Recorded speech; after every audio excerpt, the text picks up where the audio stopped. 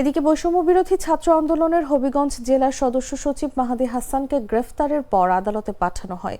শনিবার দিনগত রাত 1টায় তাকে হবিগঞ্জ সিনিয়র জুডিশিয়াল ম্যাজিস্ট্রেট আদালতে তোলা হয়।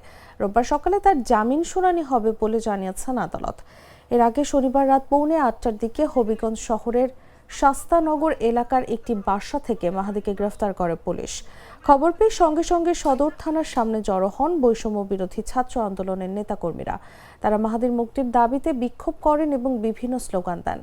পরিস্থিতি উত্তপ্ত হয়ে উঠলে সেনাবাহিনী থানার সামনে অবস্থান নেয়। পরে বৈষম্য বিরোধী আন্দোলনের নেতারা পুলিশের ঊর্ধ্বতন কর্মকর্তাদের সঙ্গে বৈঠকে বসেন।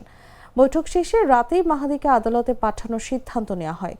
হবিগঞ্জ জেলা আহ্বায়ক আরিফ তালুকদার বিষয়টি নিশ্চিত করে সবাইকে শান্ত থাকার আহ্বান জানান। তিনি বলেন, পুলিশ জানিয়েছে সন্তোষ হত্যার মামলায় মাহাদি গ্রেফতার নন, থানায় সৃষ্ট পরিস্থিতির কারণে মামলা হয়েছে। যেহেতু 5 আগস্টের ঘটনায় কোনো মামলা চলবে না, তাই তাকে জামিনে মুক্ত করা হবে। এ বিষয়ে পুলিশের কোনো বক্তব্য পাওয়া যায়নি।